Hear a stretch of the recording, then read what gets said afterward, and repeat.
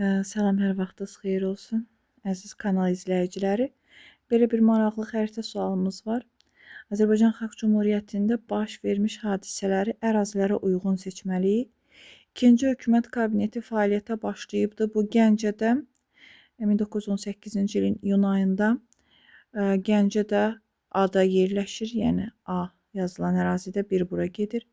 General qubernatorluqların yaradılması bu 1919-cu ilin yanvarında Qarabağ General qubernatorluğu və bir də olubdu Naxçıvan General qubernatorluğu 19 fevralında. Deməli 2-yə gedir B ilə D. İlk universitetin təsis olunması 1919-cu ildə, bu da Bakıda təsis olunmuşdu. 3-də C-yə gedir. Deməli 1-ə A, 2-yə B, D, 3-ə də C, Y variantı.